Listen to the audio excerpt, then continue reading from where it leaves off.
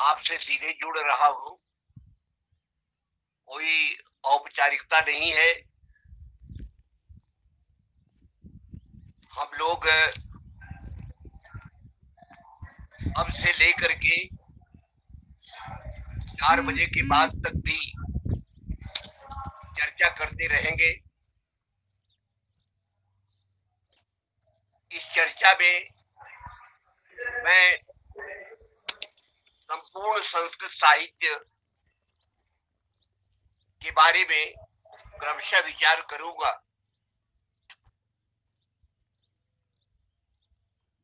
आपसे विनम्र निवेदन है कि ध्यान पूर्वक मेरी बातों को सुने।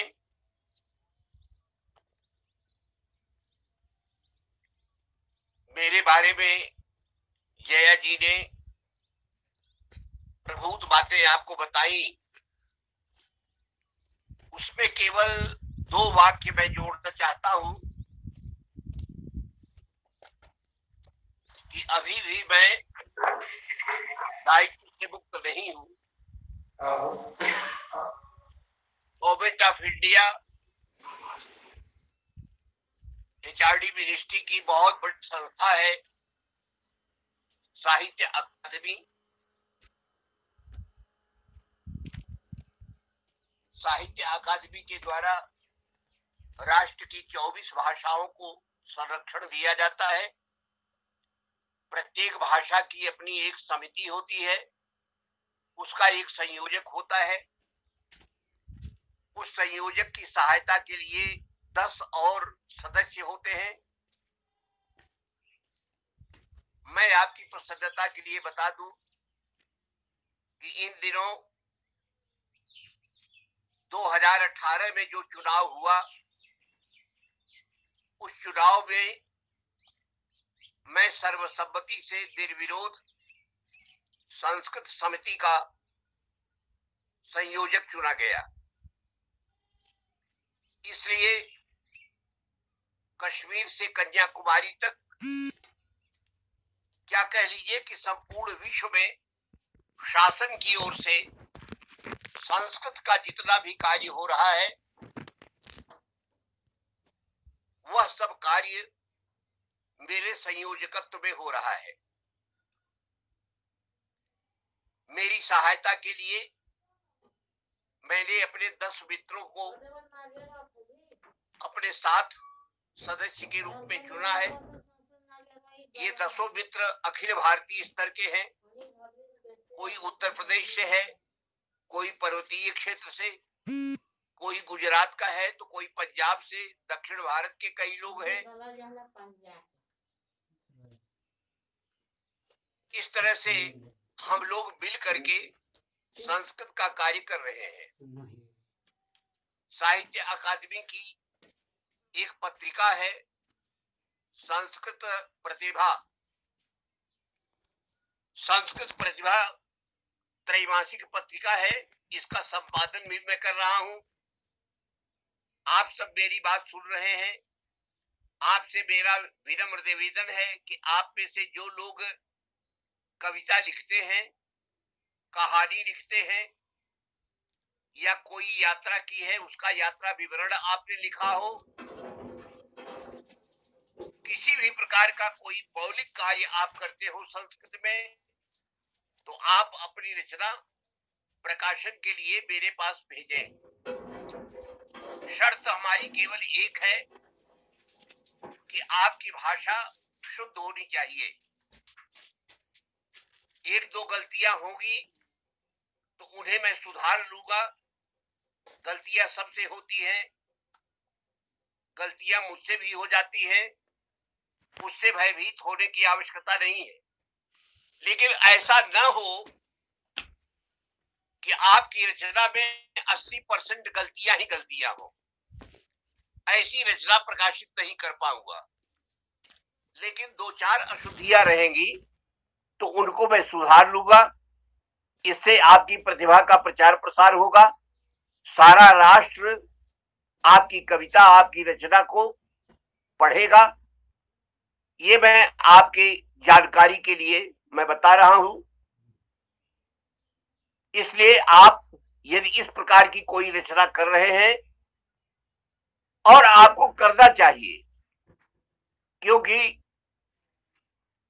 भाषा का विकास अब मेरे जैसे लोग जितना योगदान कर सकते थे उन्होंने किया, वो कर भी रहे हैं, अंतिम सांस तक करते रहेंगे।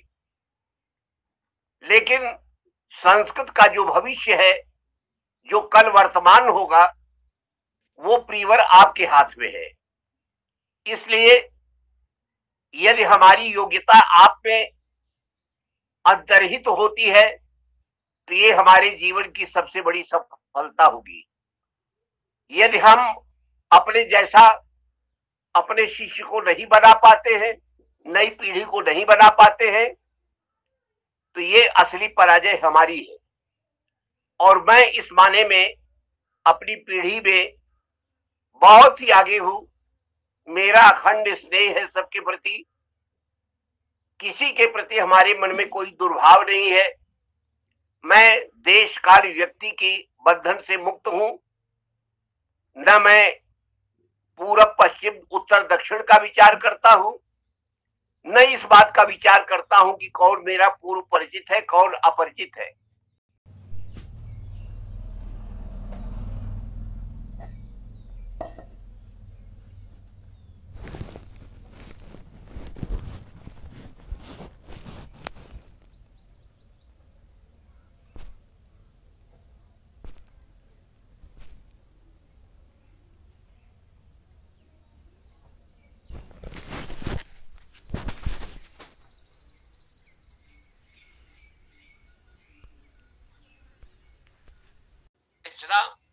बीए अथवा एमए में पढ़ाई जा रही है, तो इतना अयाचित सम्मान मुझे आपने दिया है, जो मेरे लिए कल्पवृक्ष के समान है, जो मेरे लिए जीवन की सफलता का प्रतीक है। इसलिए मैं आपको बढ़ावा दे रहा हूं कि आप यदि रचना करते हैं तो आप जरूर भेजिए। पत्रिका आपके पास जाएगी, आप उसे पढ़िएगा, आपको आनंद आएगा, आप उसके मेंबर बनिए, और ऐसा करके आप समूचे राष्ट्र के मंच पर आ जाएंगे। दूसरी बात यह है कि 1901 से लेकर के अब तक लगभग 20,000 रचनाएं संस्कृत में प्रकाश में आ चुकी हैं। सन 2000 में मैंने और प्रोफेसर राधा वल्लभ त्रिपाठी जी ने अलग अलग सूची पत्र बनाया था, कैटलॉग बनाया था। 2000 में संस्कृत वर्ष मनाया गया, तो हम दोनों ने, यद्यपि हम दोनों को जानकारी नहीं थी कि एक ही विषय पे दोनों कार्य कर रहे हैं, लेकिन हम दोनों ही इस कार्य में लगे हुए थे। मेरा जो सूची पत्र था, a catalogue of 20th century Sanskrit works, इसमें करीब 4500 रचनाओं का संकलन मैंने किया था। ये 4500 रचनाएं लगभग मेरी अपनी व्यक्तिगत लाइब्रेरी में हैं। इसलिए समय बहुत कम था, केवल 15 दिन के भीतर ये पुस्तक हमको लिखनी थी, तो 15 दिन में हमने ये संकलन किया था। उसमें करीब 4500 रचनाएं हैं। राधा वल्लभ जी ने जो कार्य किया, उनकी रचना में भी करीब 3500 टाइटल्स आई, और अपने समय में ये दोनों सूची पत्र अत्यंत लोकप्रिय हुए, क्योंकि इससे जो लोग ये कहते थे कि संस्कृत में कुछ लिखा पढ़ा नहीं जा रहा है, ये मृत भाषा है, इस तरह की आलोचना करते थे, उनका मुंह बंद करने के लिए ये सूची पत्र बहुत बड़ा उपाय था। लेकिन बाद में जब आचार्य राधा वल्लभ त्रिपाठी जी राष्ट्रीय संस्कृत संस्थान के कुलपति हुए, तो उन्होंने अपनी रचना का नए सिरे से फिर से संकलन कराया, और एक प्रोजेक्ट के रूप में यह कार्य हमारे आदरणीय अग्रज प्रोफेसर रमाकांत शुक्ल जी ने दिल्ली में पूरा किया। वह जो बृहत रचना, बृहत सूची पत्र तैयार किया गया है, उसके बारे में मैं चर्चा कर रहा हूं कि लगभग 20,000 रचनाओं के नाम जो है उस सूची पत्र में आए हुए हैं। मेरा आपसे विशेष रूप से आग्रह है कि यदि आप संस्कृत के विद्यार्थी हैं और आगे भी यदि आप संस्कृत में लिखना पढ़ना चाहते हैं और संस्कृत के विषय में परिपूर्ण जानकारी आप चाहते हैं, तो आपको ये रचना अपने पास जरूर रखनी चाहिए। चाहे मेरी कृति मिल जाए वही रखिए, और सबसे अच्छा ये है कि आप राष्ट्रीय संस्कृत संस्थान, जो अब सेंट्रल संस्कृत यूनिवर्सिटी हो गया है, आप कभी भी दिल्ली जाएं तो वहां से उस बृहत सूची पत्र को आप अपने पास एक प्रति उसकी जरूर रखें। उस रचना में आदरणीय शुक्ल जी ने बड़ा परिश्रम किया है 5 साल में, और उनके जमाने तक यानी 2015, अब वो भी देखिए 5 साल बीत गया, 5 साल में हजारों नई रचनाएं आ गई होंगी, क्योंकि भाषा तो निरंतर बढ़ रही है, लिखना पढ़ना रोज चल रहा है। कोरोना बीमारी आई और भाषा वालों ने लिखा हो चाहे न लिखा हो, हमने अपनी साहित्य संस्कृत प्रतिभा पत्रिका में 5 शतक कोरोना पर प्रकाशित किए। यानी संस्कृत में लगभग 10 लोगों ने कोरोना पर फुटकर कविताएं और प्रबंधात्मक प्रयास किए उन्होंने। मैंने स्वयं जो है कोरोना शतकम, कोरोना दंडकम, 2 प्रकार की रचनाएं मैंने लिखी। तो संस्कृत के कवियों में ये सबसे बड़ी विशेषता है कि और लोग भले ही नींद में सोए हो, राष्ट्र की समस्याओं के प्रति उनकी जागृति न हो, समाज की समस्याओं के प्रति, विश्व की समस्याओं के प्रति, लेकिन संस्कृत का कवि इतना अलर्ट है, इतना उद्दीप्त है कि कोई घटना आज घटती है, कल सवेरे तक प्रायः कविता के रूप में उसका परिवर्तन हो जाता है। तो मैं बधाई देना चाहूंगा अपने साहित्यकारों को, अपने मित्रों को। मैं उनकी प्रतिभा की वंदना करता हूं कि वो समाज के साथ यात्रा कर रहे हैं। आज का संस्कृत कवि, या निशा सर्वभूतानां तस्याम जागृत संयमी, आज का कवि जो है वो सो नहीं रहा है।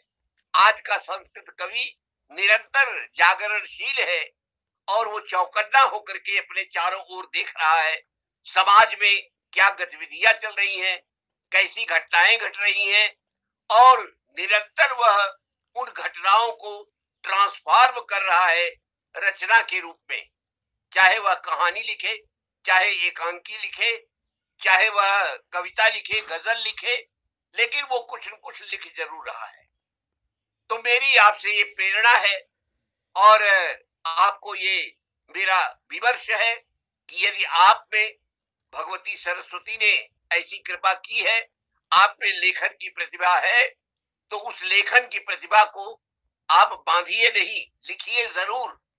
और आप हमारे पास निसंकोच अपनी रचना भेजिए, मैं उसे शुद्ध करके उसको छापूंगा। उससे आपका जो है चित्त बढ़ेगा, आपका उत्साह बढ़ेगा। आज लिखा क्या जा रहा है और उस लेखन का महत्व क्या है, इस बारे में आपसे चर्चा करना जरूरी है।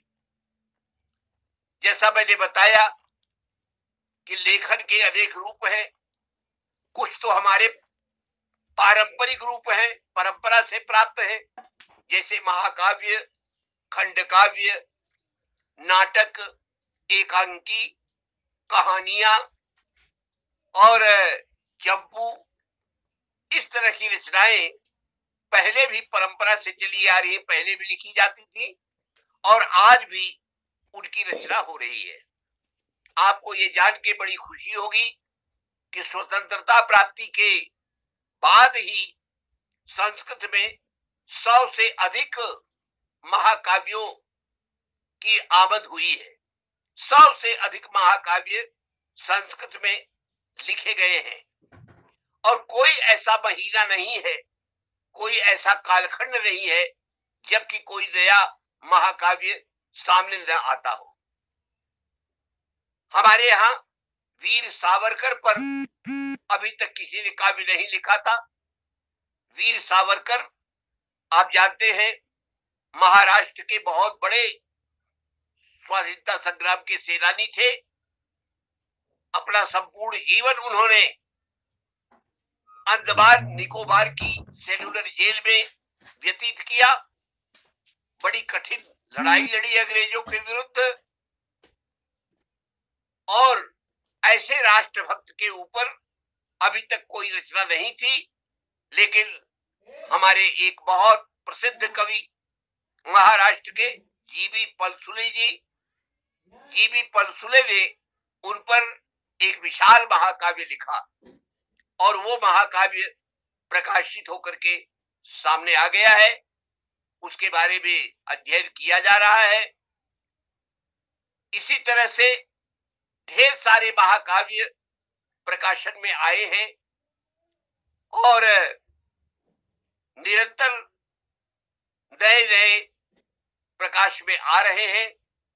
वे अनेक प्रकार के हैं, वैयक्तिक स्तर पर भी लिखे गए हैं, किसी राजनेता इत्यादि पर, या फिर किसी ऐसे महापुरुष पर, शलाका पुरुष पर लिखे गए हैं जिसने अपने जीवन में बहुत बड़ा कार्य किया, जिसने समाज को बहुत अच्छी तरह से संभाला। ऐसे लोगों पर भी महाकाव्य लिखे जा रहे हैं। तो ऐसे महाकाव्यों की संख्या पहले तो 80 थी, लेकिन आज जब मैं गिनती करता हूं तो उनकी संख्या 100 से भी अधिक हो गई है। और सबसे बड़ी बात तो यह है कि मर्यादा पुरुषोत्तम राम के चरित्र को ही लेकर के लगभग 15 महाकाव्य लिखे गए। ये बड़े आश्चर्य की बात है। स्वतंत्रता प्राप्ति के बाद लगभग 15 महाकाव्य लिखे गए। ये बड़े आश्चर्य की बात है। किसी भी अन्य भाषा में इतनी बड़ी संख्या में महाकाव्य नहीं लिखे गए। और हमारी अपनी राष्ट्रभाषा हिंदी है। आप हिंदी को ही ले लें तो आप देखेंगे कि हिंदी में महाकाव्यों का अकाल सा छाया हुआ है। कभी जो है बाबू जयशंकर प्रसाद जी ने कामायनी लिखी थी, अयोध्या सिंधु उपाध्याय जी ने प्रिय प्रवास लिखा था और दत्ता मैथिली शरण गुप्त जी ने साकेत लिखा था।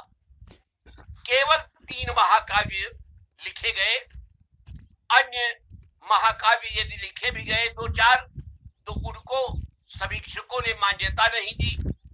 कुछ लोग डॉक्टर रामधारी सिंह दिनकर के कुरुक्षेत्र और उर्वशी को भी महाकाव्य मानते हैं। सुमित्रानंद पंत जी के लोकायतन को महाकाव्य मानते हैं, लेकिन उनको महाकाव्य के रूप में सार्वजनिक मान्यता नहीं ही प्राप्त हुई। सही अर्थों में मान्यता केवल 3 ही महाकाव्यों को दी गई है, जिनका नाम मैंने आपको गिनाया। लेकिन हिंदी के साथ यदि तुलनात्मक दृष्टि से आप संस्कृत पर विचार करें तो वह संस्कृत भाषा जिसके प्रचार प्रसार और विकास के लिए शासन ने कोई बहुत बड़ा अनुदान नहीं दिया, बहुत बड़ा उत्साह नहीं दिया, कोई बहुत बड़ी योजना नहीं बनाई, जो बेचारी संस्कृत दूरवा की तरह, घास की तरह अपने भाग्य से, हरितिमा से ओतप्रोत है, अपने रचनाकारों के बल पर जिसका निरंतर विकास हो रहा है, अपने भाग्य से जो आगे बढ़ रही है, ऐसी तपश्चर्या की भाषा, ऐसी एकांत सेवकों की भाषा संस्कृत, उसने यदि स्वतंत्रता प्राप्ति के बाद 100 से अधिक महाकाव्य प्रकाशित किए हैं तो जय जयकार हमको करनी चाहिए उस भाषा की। हमको विनत होना चाहिए भगवती वीणा पाणी के प्रति, क्योंकि बिना उनकी कृपा के कोई किसी भाषा में इतनी बड़ी रचना में महाकाव्य नहीं लिखे जा सकते हैं। तो मर्यादा पुरुषोत्तम राम पर इतने महाकाव्य लिखे गए, ये बड़े आश्चर्य की बात है। सबसे पहले जोधपुर में डॉक्टर नित्यानंद शास्त्री, उन्होंने जानकी चरिताभिरत्नम की रचना की। इसके बाद अयोध्या में राम सनेही दास ने अपना महाकाव्य लिखा। उसके बाद आचार्य रेवा प्रसाद द्विवेदी जी ने उत्तर सीता चरितम लिखा। और उसी के बाद 1988 में मैंने स्वयं जानकी जीवनम की रचना की। जानकी जीवनम के बाद भी अनेक महाकाव्य प्रकाश में आए हैं। दो चार का नाम मैं गिना रहा हूं। भिवानी में पंडित सत्यनारायण जी ने जो है, उन्होंने अपना महाकाव्य लिखा मर्यादा पुरुषोत्तम राम पर, रामाश्वमेधीयम। हमारे मित्र डॉक्टर अभिराम कृपाराम त्रिपाठी, जो रहने वाले हैं उत्तर प्रदेश के ही, उन्होंने रघुकुल कथावल्ली के नाम से अपना महाकाव्य लिखा। हमारे बड़े भाई डॉक्टर भास्कराचार्य जी ने भी साकेत सौरभम की रचना की। और इधर जो है एक उभरता हुआ कवि हमारे बीच में आया है, जो अपनी साधना कर रहा है एक छोटे से विद्यालय में। मेरी शुभकामना है, आशीर्वाद है कि उसको कहीं विश्वविद्यालय में होना चाहिए, लेकिन एक इंटर कॉलेज में अध्ययन करता हुआ भी डॉक्टर अरविंद तिवारी नाम का अत्यंत प्रतिभाशाली कवि उभरा है। उसने जो है श्री रामचरितम नाम से लगभग 23 सर्गों का एक विशाल महाकाव्य उसने अभी प्रणीत किया है। उसकी बड़ी चर्चा है और वो लेटेस्ट है, एक प्रकार से नवीनतम उसी का महाकाव्य है। तो इस तरह से लगभग 15 महाकाव्यों की रचना हुई है। और इन महाकाव्यों में राम कथा अपने नए रूप में सज संवर करके सामने आई है। इन कवियों ने किसी न किसी प्रकार का उसमें परिवर्तन किया है। प्रबंध वक्रता तो नहीं, लेकिन प्रकरण वक्रता, किसी प्रसंग विशेष को बदलने की जो प्रक्रिया चली आ रही है प्राचीन काल से, उस तरह की प्रक्रिया इन महाकाव्यों में देखने को मिलती है। तो हमारी भाषा पूरी ऊर्जा और ऊष्मा के साथ आगे बढ़ रही है। और यह निर्भर इस बात पर है कि आप नए साहित्य को कितना पढ़ते हैं। आप सब कहीं न कहीं प्राध्यापक होंगे। आप सबके विद्यालय में निश्चित रूप से विभागीय लाइब्रेरी के लिए, पुस्तकालय के लिए कुछ न कुछ तो पैसा जरूर मिलता होगा। मेरी आपसे हाथ जोड़ करके प्रार्थना है कि दो चार कवि जो आपकी दृष्टि में आदरणीय हो, जिनकी रचना को आप सर्वशुद्ध मानते हो, आप कृपा करके पुराने ग्रंथों को खरीदने की बजाय आप संस्कृत का नया साहित्य अपनी लाइब्रेरी में, अपने पुस्तकालय में जरूर रखें। होता यह है कि जब भी आपको पैसा मिलता है तो आप किसी बुक सेलर को बुला लेते हैं और वो बुक सेलर अपने यहाँ पुस्तकालयों में, अपने यहाँ दुकानों पर पड़े हुए जो पुराने ग्रंथ पड़े हैं, आज से 50-50 साल पुराने, वो सारा ग्रंथ ले आकर के आपको दे देता है। हो सकता है कि थोड़ा बहुत आपको कमीशन भी देता हो, आपको लोभ देने के लिए, लेकिन एक प्रकार से आप अपनी भाषा का नुकसान कर रहे हैं। क्योंकि यदि आप नए साहित्य को पढ़ेंगे नहीं तो कैसे आपको ज्ञात होगा कि आपकी भाषा यात्रा कर रही है, आपकी भाषा आगे बढ़ रही है। संस्कृत में भी वही सारी चीजें लिखी जा रही हैं जो हिंदी, गुजराती, पंजाबी इत्यादि में लिखी जा रही हैं। संस्कृत आज कोई बैकवर्ड भाषा नहीं है, पिछड़ी भाषा नहीं है, बल्कि मैं तो ये मानता हूं कि संस्कृत में जिस स्तर पर गजलें लिखी जा रही हैं, जिस स्तर पर नया साहित्य लिखा जा रहा है, वह अन्यान्य भारतीय भाषाओं के लिए आदर की वस्तु है। अन्यान्य भाषाओं के लिए प्रेरणा का बहुत बड़ा स्रोत है।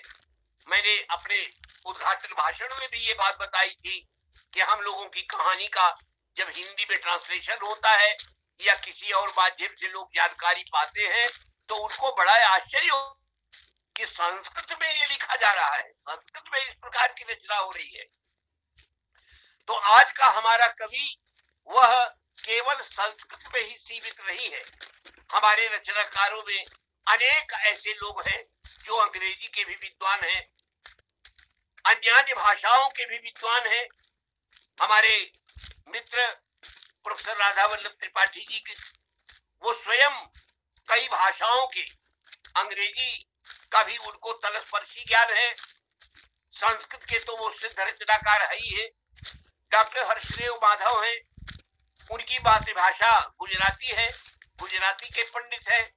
इसके अतिरिक्त उन्होंने अंग्रेजी का भी अच्छी तरह से अध्ययन किया है और यही कारण है कि ग्रीक माइथोलॉजी पर उनका अधिकार है और रोमन माइथोलॉजी पर उनका अधिकार है। और इसके अतिरिक्त जो हमारे पूर्वोत्तर भारत के पूर्वोत्तर दिशा के जो द्वीप हैं, उन द्वीपों में विद्यमान जो राष्ट्र हैं, उन राष्ट्रों की भाषाओं का भी उनको ज्ञान है। क्योंकि महाकवि बनने के लिए, जैसा आचार्य क्षेमेंद्र कहते हैं, महाकवि बनने के लिए लोक परिचय अत्यंत आवश्यक है। आप जो है अमरकोश के पंडित हो चाहे ना हो, आप जो है बहुत बड़ी प्रतिभा आपको प्राप्त हो चाहे ना हो, उससे जो है आप में कोई अंतर नहीं आता है। लेकिन यदि आप बाह्य विश्व के बारे में आपकी जानकारी नहीं है तो आप निश्चित रूप से महाकवि पदवी आपको प्राप्त नहीं हो सकती है। महाकवि बनने के लिए लोक परिचय होना अत्यंत आवश्यक है। यदि आप संपूर्ण विश्व को जानते हैं तो आपकी प्रतिभा का प्रचार प्रसार संपूर्ण विश्व में व्याप्त हो जाएगा।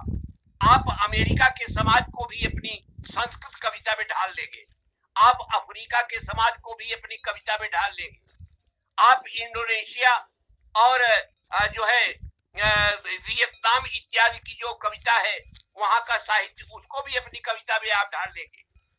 और हमें इस बात का बड़ा गर्व है कि हमारे संस्कृत के कवियों में अनेक ऐसे स्वनामधन्य हैं जिन्होंने की अपनी सीमाओं को तोड़ करके जो बाहर निकले हैं और जो बाहर की बातें ले आकर के हमारी संस्कृत कविता का क्षेत्र बढ़ाते चले जा रहे हैं।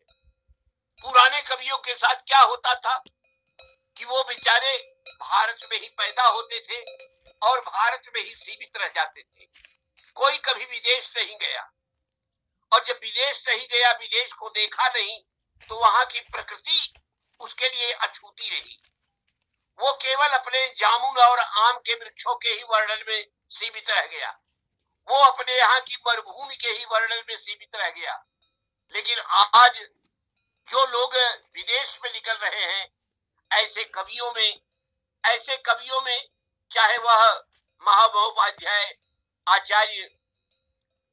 आचार्य रेवा प्रसाद द्विवेदी हो, चाहे वह सुभाष जी हमारे बीच में नहीं रहे, हमारे बहुत अच्छे मित्र थे, आप सबके आदरणीय, ऐसे सुभाष वेदालंकार जी हो, और चाहे हमारे वाराणसी के ही रहने वाले एक और मित्र हैं धर्माधिकारी जी, ये लोग अमेरिका गए और अमेरिका जाकर के वहां के अनुभवों को एकत्र करके अमेरिका पर इन्होंने काव्य लिखा।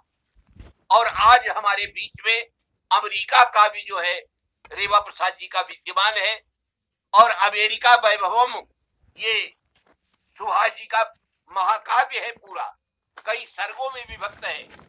और वहां रह करके 2-3 महीने की यात्रा करके उन्होंने जितना कुछ देखा, सारे पूरे उत्तरी अमेरिका को उन्होंने अपनी कविता में ढाल दिया है। यद्यपि मेरी दृष्टि में वो काव्य जो है शुद्धि की दृष्टि से बहुत अच्छा नहीं है, उसमें परिश्रम थोड़ा और अपेक्षित था, लेकिन फिर भी अमेरिका का संपूर्ण चित्र सामने आ जाता है। हाँ, रेवा प्रसाद द्विवेदी जी का जो अमेरिका काव्य है वो अत्यंत प्रौढ़ रचना है। उन्होंने वहां की संस्कृति की जैसी आलोचना की है और जिस तरह से भारतीय संस्कृति के साथ उसका तुलनात्मक अध्ययन किया है, वो आपके लिए बहुत बड़ी चीज है। मैंने उसका एक अंश संस्कृत प्रतिभा में प्रकाशित भी किया है और आगे भी मैं उससे प्रकाशित करता रहूंगा। आप ये पत्रिका को पढ़ेंगे तो आपको इन कविताओं का आनंद मिलेगा। तो जैसे जैसे लोग बाहर निकल रहे हैं, बहुत से कवि ऐसे हैं जो बाहर गए और उन्होंने अपने प्रतिभा के बल पर वहां का साहित्य, वहां की संस्कृति और वहां के जनजीवन को रूपायित किया। हमारे लखनऊ में हमारे मित्र हैं डॉक्टर ओम प्रकाश पांडे जी, वो फ्रांस में रहे, पेरिस में रहे और पेरिस से लौट करके उन्होंने एक अपना काव्य लिखा, पेरिस राजधानी, रसप्रिया पेरिस राजधानी। वो अद्भुत काव्य है। उसमें उन्होंने पेरिस की रातों का, रंगीन रातों का जो वर्णन किया है, वहां की प्रकृति का जो वर्णन किया है और वहां की एक स्वतंत्रता प्रेमिणी एक जो महिला है, वहां की जान ऑफ आर्क, उसके जो है प्राणोत्सर्ग की जो गाथा उन्होंने लिखी है, वो पढ़ने लायक है। इसी तरह से मित्रों, हमारे उड़ीसा के एक कवि हैं दिगंबर महापात्र जी, वो जो है गए रशा और रशा से लौट करके उन्होंने रूसिया शतकम लिखा। इसी तरह से डॉक्टर पद्म शास्त्री, जयपुर के रहने वाले, उन्होंने लेनिनामृतम की रचना की। वीआई लेनिन ये स्वतंत्रता संग्राम का सेनानी रहा रूस में और उसने वहां की जारशाही का अंत करके वहां पर बोल्शेविक क्रांति का नेतृत्व किया और वहां का तख्ता पलट करके उसने नई राजसत्ता का संचालन किया और उसके व्यक्तित्व और कर्तृत्व पर आधारित वह महाकाव्य आज हमारे बीच में उपलब्ध है। तो हमारी भाषा पर हमको गर्व होना चाहिए। ये गर्व अन्य भारतीय भाषाओं को कभी नहीं होगा, क्योंकि उन भाषाओं की सीमा वो भारत को पार नहीं कर पाई है। लेकिन हमारे संस्कृत के कवियों ने अपनी दृष्टि कभी सीमित नहीं रखी, संकुचित दृष्टि नहीं रखी। उन्होंने ऐसा कभी नहीं हुआ केवल भारतीय नायकों को ही अपने महाकाव्य का नायक बनाया। यही कारण है कि संस्कृत में जब महाकाव्यों की परंपरा में आप राष्ट्रपिता गांधी को देखते हैं, जवाहर को देखते हैं, सुभाष चंद्र बोस को देखते हैं, सरदार वल्लभ भाई पटेल को देखते हैं, हमारे अलीगढ़ के एक मित्र जो पहले उप जिलाधीश थे और अब अचानक जो है उनकी संस्कृत कविता जागृत हुई है, उन्होंने अब्दुल कलाम आजाद पर अभी एक बड़ा उत्कृष्ट महाकाव्य लिखा है जो मेरे पास आया है देखने के लिए और मेरे आशीर्वाद के साथ अब उसका भी प्रकाशन होने जा रहा है। अब्दुल कलाम आजाद पर अभी तक कोई महाकाव्य नहीं लिखा गया था। ये एक बहुत बड़ी कमी थी, लेकिन भाई उमा शंकर शर्मा जी ने इस कमी को पूरा किया है। वो बड़े सिद्ध लेखक हैं। उन्होंने अभी जो है बहुत बड़े बड़े कार्य किए हैं। दिनकर की रश्मि रथी का उन्होंने संस्कृत में ट्रांसलेशन किया है। इसी तरह से मधुशाला जो एक कालिजयी काव्य है बच्चन जी का, उसका भी उन्होंने संस्कृत में ट्रांसलेशन किया है। उसके ढेर सारे पद्य मैंने पत्रिका में प्रकाशित किए हैं जो अगले अंक में आ रहे हैं और अब उन्होंने महाकाव्यात्मक प्रयास किया है। तो जहां इस प्रकार के भारतीय नायकों पर, इंदिरा गांधी पर, यहाँ तक कि राजीव गांधी पर भी राजीव सौरभ नाम का महाकाव्य लिखा गया, उसी परंपरा में हमारे संस्कृत के कवियों ने टॉल्स्टॉय चरितम भी लिखा, कैनेडी चरितम भी लिखा, मार्टिन लूथर किंग चरितम भी लिखा और शकटारम भी लिखा। ये सारे महाकाव्य हमारे यहाँ लिखे गए। इन सब के नायक जो है वो हमारे देश के नहीं है। टॉल्स्टॉय जो है वह रूस के जाने माने संत है और इसी तरह से मार्टिन लूथर किंग और जो है ये सब जो है अमेरिका के नायक है और उस पर जो है महाकाव्य लिखा गया। शकटार जो है आप जानते हैं एक प्रतीकात्मक शब्द है। शकटार जो है ये नंद वंश का महाभाग्य था लेकिन नंदवंशी सम्राट के साथ उसकी कभी पटी नहीं, इसलिए उसने उसको कारागार में डाल दिया, उसको बड़ी तकलीफें दी। आचार्य रेवा प्रसाद द्विवेदी जी ने शक्तार का वह प्रतीक लेकर के नेल्सन मंडेला के ऊपर अपना महाकाव्य लिखा, जो कि 27 वर्षों तक जेल में बंद रहे, लेकिन अंत में संपूर्ण विश्व का प्रतिरोध होने के कारण उनको शासन को छोड़ना पड़ा और आगे चल करके वो दक्षिण अफ्रीका के वो बहुत ही प्रशस्ति मूलक, बहुत ही प्रशंसनीय वहां के वो राष्ट्रपति बने। तो संस्कृत कविता का इतना प्रशस्त क्षेत्र है कि हम कभी ये विचार नहीं करते हैं कि अमुक व्यक्ति हमारे देश का है कि नहीं, लेकिन यदि उसमें जो है विश्व बंधुता का गुण है, यदि उसने मानवता के लिए बड़े कार्य किए हैं, तो चाहे वह वियतनाम का हो ची मिन्ह हो, चाहे वह किसी और देश का रहने वाला महानायक हो, हम उसको निश्चित रूप से अपने महाकाव्य का नायक बनाएंगे, क्योंकि हमारा आदर्श रहा है आचार्य मम्मट के जमाने से ही कि रामादिवर्तितव्यम न रावणादिवत। राम की परंपरा में आने वाला कोई भी व्यक्ति संस्कृत महाकाव्यों में नायक बन सकता है। हमको ये परहेज है तो केवल रावण चरित्रों से है, कंस के चरित्रों से है। ऐसे चरित्र जो आदर्श नहीं बन सकते, ऐसे चरित्र जो विश्व को बांध नहीं सकते, समाज को बांध नहीं सकते, विश्व बंधुता का मानदंड नहीं प्रस्तुत कर सकते, ऐसे व्यक्तियों को हमारे आचार्यों ने कभी भी प्रश्रय नहीं दिया। तो महाकाव्यों की चर्चा मैं यही बंद कर रहा हूं, क्योंकि समीक्षा करना ये असंभव है। समीक्षा करने लगूंगा तो एक ही महाकाव्य की समीक्षा में सारा का सारा समय व्यतीत हो जाएगा। मैं केवल आपको समूचे साहित्य से परिचित कराना चाहता हूं, अन्यथा यदि मैं समीक्षा करूं तो सीतापुर जिले के रहने वाले एक हमारे वृद्ध जो है कवि, जो अब हमारे बीच में नहीं है, यशस्वी हो गए हैं, पंडित गिरिजा शंकर मिश्र जी, उन्होंने अपने जीवन में एक प्रसन्न भारतम नाम का महाकाव्य लिखा। प्रसन्न भारतम, ये प्रसन्न भारतम महाकाव्य जो है ये अलेक्जेंडर के आक्रमण पर आधारित महाकाव्य है, जिनका सामना राजा पुरु ने किया, पोरस ने किया। पोरस और सिकंदर के पारस्परिक संघर्ष पर आधारित ये महाकाव्य है। पंडित गिरिजा शंकर मिश्र जी कोई पत्र पत्रिकाओं के कवि नहीं थे, निरंतर उनकी कविता प्रकाशित नहीं हुई, और वो एक अध्यापक मात्र थे एक कॉलेज में, लेकिन जीवन के अंतिम जो है कालखंड में वो डिप्टी इंस्पेक्टर ऑफ स्कूल्स हो गए थे। लेकिन उनकी साधना को मैं प्रणाम करता हूँ, उनकी भाषा और उनकी जो है उनके पांडित्य को मैं प्रणाम करता हूँ कि प्रसन्न भारतम एक बार आप पढ़िए तो लगेगा कि जैसे आप प्राचीन परंपरा का कोई महाकाव्य पढ़ रहे हैं। लगता है जैसे हम रत्नाकर का हरविजय पढ़ रहे हैं, जैसे हम रघुवंश पढ़ रहे हैं। इतनी अद्भुत उनकी भाषा है, ऐसा अद्भुत उनका जो है शब्द सैया है, ऐसी कल्पनाएं हैं, ऐसे जो है अलंकारिक छटाएं हैं उसमें कि उनको पढ़ करके चित्त प्रसन्न हो जाता है।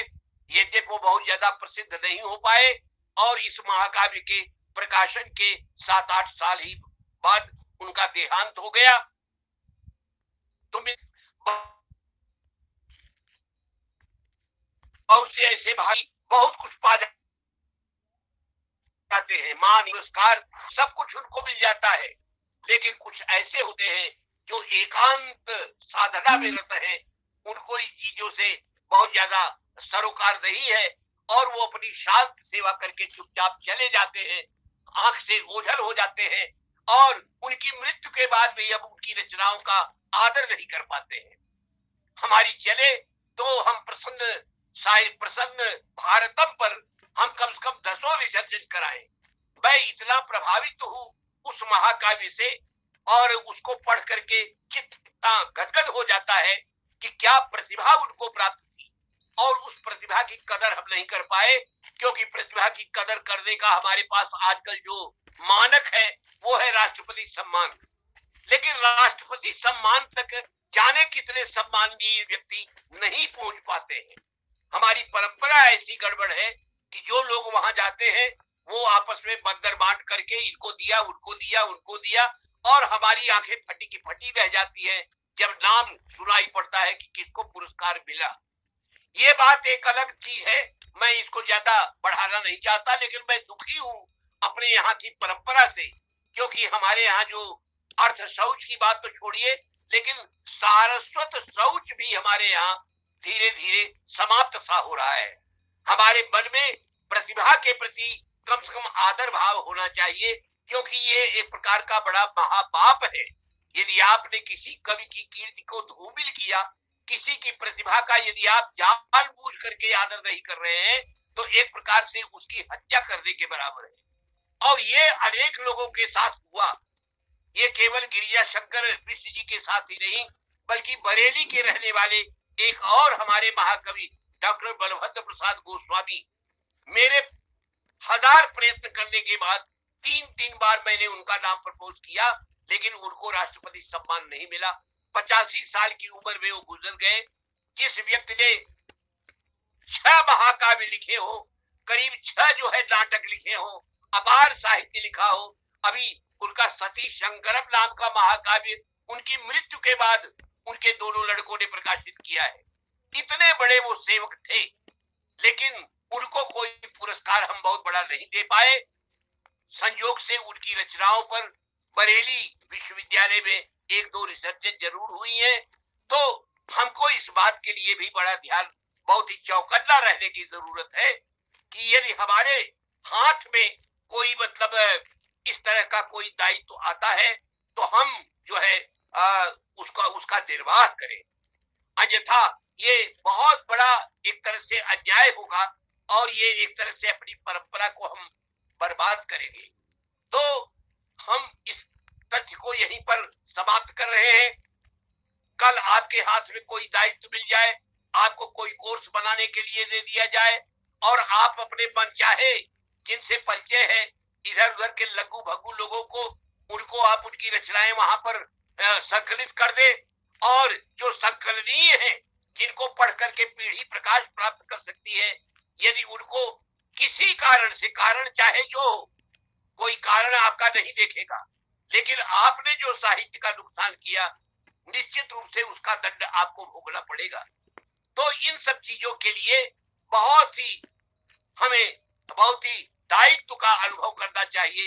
यदि हमारे ऊपर कोई विश्वास किया गया है शासन के द्वारा, समाज के द्वारा, विश्वविद्यालय के द्वारा, तो हम अपने दायित्व में खरे उतरे। हम जो है खरे उतरे। और मैं कोई दावा तो नहीं करता, गंगा जल के कोई कसम तो नहीं खाता, लेकिन हाँ, इतना मैं जरूर करता हूँ, इतना मैं कहता हूँ कि आप मेरा पूरा साहित्य देख लीजिए। मेरी तरह समूची पीढ़ी को साथ लेकर के आगे बढ़ने वाला शायद ही कोई और मिलेगा। मैं बाकायदे नाम सबका देता हूँ, एक एक करके नाम गिनाता हूँ पूरी पीढ़ी का, और सबकी पीठ पर मेरा हाथ है। जिसके साथ प्रतिभा है, जो अध्यवसायी है, जिसमें व्युत्पत्तिक, जिसमें कोई मतलब वैशिष्ट है, उत्कर्ष है, वह मेरा प्रिय है। मैं उसका जरूर साथ देता हूँ, और उसकी उन्नति के लिए, विकास के लिए मैं निरंतर प्रयत्नशील रहता हूँ। तो महाकाव्यों की परंपरा में हम बहुत आगे हैं।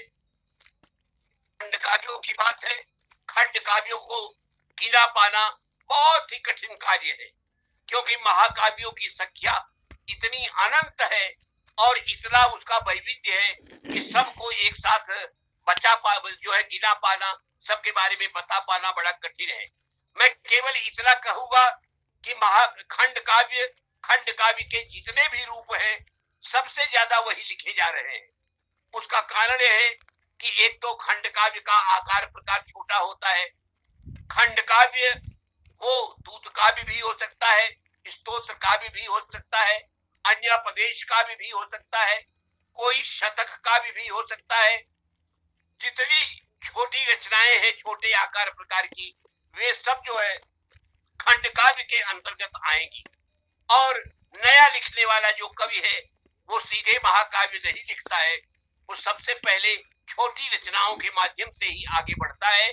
तो इसलिए संस्कृत में जो खंड काव्यों की रचना है वो पूरे देश में बड़े जोर शोर से हो रही है। प्रतिदिन मैं देखता हूं कि मेरे यहाँ डाक के माध्यम से, पोस्ट ऑफिस के माध्यम से कम से कम 2-4 रचनाएं प्रतिदिन आती रहती है, हर प्रांत से आती रहती है, और मैं उनको पढ़ करके गदगद होता रहता हूं। अभी इस कोरोना के महामारी के अवसर पर ही जाने कितने काव्य प्रकाशित हुए, और आपको बताऊं कि इस समय हमारी पीढ़ी के सबसे बड़े ऋषि के समान जो पूजनीय कवि है वो मेरी दृष्टि में है श्री भाष्यम विजय सारथी जी। श्री भाष्यम विजय सारथी इस समय करीब 87 साल के हैं और करीब नगर में रहते हैं।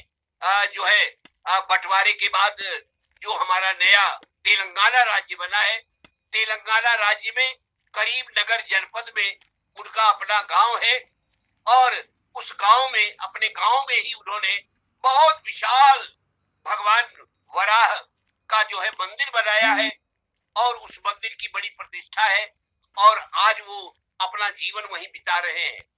परिवार में सब लोग अच्छे पदों पर हैं, उनकी बड़ी प्रतिष्ठा है। और मैंने देखा अभी एक समारोह में कि तेलंगाना राज्य का जो चीफ मिनिस्टर है, वहां के जितने भी मतलब सांसद हैं, वे सब उनके दीक्षित शिष्य हैं, और उनकी चरण धूल लेने के लिए लोग आते रहते हैं। बड़ा अद्भुत कार्य उन्होंने किया है। अपनी एक कविता से ही वो अजर अमर हो गए। उसका नाम है अकति मंदाकिनी। भगवती गंगा के अवतरण पर वो काव्य उन्होंने लिखा है, और उस काव्य में सबसे बड़ा कमाल उन्होंने किया कि मतलब अष्टाध्यायी में उसमें धातु पाठ में जितनी धातुएं गिनाई गई थी वे सारी धातुएं लगभग उन्होंने गंगावतरण काव्य में समाप्त कर दी। अकति मंदाकिनी, चकति मंदाकिनी, तकति मंदाकिनी, पकति मंदाकिनी, मतलब अद्भुत उनकी शक्ति है। और ये पूरी कविता उनको कंठस्थ थी। प्रकाशन से पूर्व ही सारे आंध्र प्रदेश में वो मशहूर हो गए, और जहां कहीं जाते थे वो लगभग आधे घंटे तक धारा प्रवाह अपनी ये गंगावतरण की कविता सुनाते थे। वो बड़े ही अजर और अमर कोट के महाकवि है। नास्ति शाम ये जरा वर्ण जब मयम, वो वहां पर आज विश्राम कर रहे हैं, चारपाई पर बैठे रहते हैं, लेकिन समय समय पे बराबर लिखते रहते हैं। इस कोरोना बीमारी के समय में भी उन्होंने कोरोना शतकम नाम से एक रचना लिखी, हमारे पास बड़े प्यार से उन्होंने भेजा, और मैंने उसको जो है उस रचना को मैंने प्रकाशित किया साहित्य अकादमी की पत्रिका में। तो आप देखिए कि मतलब 87 साल की उम्र में जैसे महर्षि कर्ण शकुंतला के ब्याह के लिए एक्टिव थे, परेशान थे, अपना कर्तव्य बोध अनुभव करके, ऐसे ही वो विजय सारथी जी महाराज 87 साल की उम्र में भी निरंतर कार्य साधना में लगे हुए हैं, निरंतर कुछ न कुछ लिखते रहते हैं। उनकी रचनाएं मौका मिले तो आप जरूर पढ़ें। उनका लिखा हुआ भारत भारती लगभग उसी प्रकार का काव्य है जैसा कि दत्ता मैथिली शरण गुप्त जी ने कभी भारत भारती की रचना की। राष्ट्रीयता से ओतप्रोत रचना है भारत भारती। वो एक प्रकार से कह लीजिए कि वो एक पारंपरिक कवि है, और परंपरा, भारतीय परंपरा का पालन करने में बहुत आगे है। उन्होंने देश विदेश को ज्यादा नहीं देखा है, और उसकी वो बात करते हैं, लेकिन अपने देश की माटी से उनको इतना लगाव है कि यद्यपि वो बात आंध्र प्रदेश की करते हैं, लेकिन सच पूछिए तो मैं उनको समूचे भारत का एक प्रतिनिधि कवि मानता हूँ। तो ऐसे लोग जो है हमारे यहाँ कविता में आगे हैं, खंड काव्य की रचना में आगे हैं। निरंतर जो है खंड काव्य लिखे जा रहे हैं। जैसा मैंने बताया कि रोज रोज कोई खंड का आता रहता है। हमें इस बात की बड़ी प्रसन्नता है कि हमारी नई पीढ़ी में बहुत से लोग ऐसे हैं। डॉक्टर राजकुमार मिश्र हैं, डॉक्टर अरविंद तिवारी हैं, डॉक्टर राजेंद्र त्रिपाठी रसराज हैं, डॉक्टर जो है जनार्दन प्रसाद पांडे है, डॉक्टर राधा वल्लभ शर्मा हैं, डॉक्टर राधा वल्लभ शर्मा, ये जो है हरियाणा विद्यापीठ में है। और इसी तरह से कोई भी ऐसा हमारा साहित्य का संस्थान नहीं है जहां पर कि ऐसे साधक न हो। आप चले जाएं दक्षिण भारत की ओर तो वहां पर तिरुपति में सेंटर में जाने कितने लोग हैं, कई लोग बहुत अच्छी रचना कर रहे हैं। और दक्षिण भारत में चले जाइए तो एक रिसर्च स्कॉलर है बम्बई यूनिवर्सिटी की, श्रुति कानिटकर। श्रुति कानिटकर एक बार वो मिली किसी यात्रा में, उसने अपनी कविता सुनाई तो मुझे आश्चर्य हुआ। मैंने कहा कि ईमानदारी से पूछो, मैं तुम्हें शपथ देता हूँ, कसम खा के मुझे बताओ ये कविता तुम्हारी ही है कि तुम्हारे परिवार में किसी और ने लिखा है। और अंत में वो अपने माँ बाप की सबकी कसम खाने लगी, कहा कि सर मेरी अपनी कविता है। और इसके बाद मैंने उसको प्रकाशन किया, अभी वो रिसर्च कर रही है, पीएचडी की विद्यार्थिनी है, लेकिन राधिका गीतम नाम से उसकी रचना मैंने प्रकाशित की। और उसके बाद फिर उसकी एक रचना जो है प्रकाश में आई है, श्रुति कानिटकर। इतनी अच्छी उसकी प्रतिभा है कि वो आगे चल कर के कितनी अच्छी कवयित्री बनेगी, ये देखने की बात है। हमारे लखनऊ में हमारे मित्र डॉक्टर वीरभद्र की कन्या संस्कृता मिश्र है। संस्कृता मिश्र भी वो, उनका परिवार ही ऐसा है कि उन्होंने अपने बच्चों को कभी संस्कृत के अलावा दूसरी भाषा बोलने ही नहीं दिया। और वो आज संस्कृत की एक अच्छी कवयित्री के रूप में हमारे सामने आई है और अच्छी कविता वो लिख रही है। मैं बराबर अपनी बेटियों को बराबर ये जो है उनको प्रेरणा देता हूँ, क्योंकि हमारे यहाँ कवयित्रियों की संख्या बहुत कम है। जब कभी साहित्य अकादमी का कोई कार्यक्रम होता है और ये होता है कि इसमें ये महिलाओं पर है, महिला ही कवयित्री चाहिए, तो मुझे खोजना पड़ता है, जल्दी कोई मिलता नहीं है। इसलिए मैं बराबर ये प्रेरणा देता हूँ कि आप लोग कुछ लिखना प्रारंभ करें। यदि आपने अपना जीवन भविष्य के समान इस यज्ञ में लगाया है तो आप कुछ लिखिए, अपने हाथ में कलम उठाइए और कुछ गुनगुनाने का प्रयत्न कीजिए। यदि आपको छंद का बोध नहीं है तो कोई बात नहीं, आप छंदों विहीन कविता लिखिए। आज तो छंदों मुक्त कविता भी लिखी जा रही है और उस परंपरा में भी अच्छे कवि हैं, अच्छे लोग रचना कर रहे हैं। डॉक्टर कौशल तिवारी बहुत अच्छा लिख रहा है, डॉक्टर प्रवीण पंजा ये छंदों विहीन कविताएं लिख रहे हैं लेकिन बहुत अच्छा लिख रहे हैं। हर्षदेव माधव की परंपरा में आने वाले जितने लोग हैं, अधिकांश लोग प्राय छंदों मुक्त कविता ही लिख रहे हैं। और हमारे शांति निकेतन में डॉक्टर अरुण रंजन मिश्र जी हैं, वो छंदों मुक्त ही लिख रहे हैं। उड़ीसा में डॉक्टर केशव चंद्र दास इत्यादि ये सब छंदों मुक्त ही लिख रहे हैं। एक डॉक्टर प्रमोद कुमार नायक है, वो छंदों मुक्त ही लिख रहे हैं। हमारे बड़ौदा में हमारे कई मित्रगण हैं, वे सब छंदों मुक्त लिख रहे हैं। और श्वेता प्रजापति हैं और बहुत सी कवयित्रियां हैं जो छंदों मुक्त लिख रही हैं। हमारे पंजाब में डॉक्टर देवदत्त भट्टी हैं, उनकी कविता का क्या कहना, अद्भुत कविता उनकी है। मालेर कोटला में रहते हैं लेकिन छंदों मुक्त कविता में मैं उनको सरताज मानता हूँ।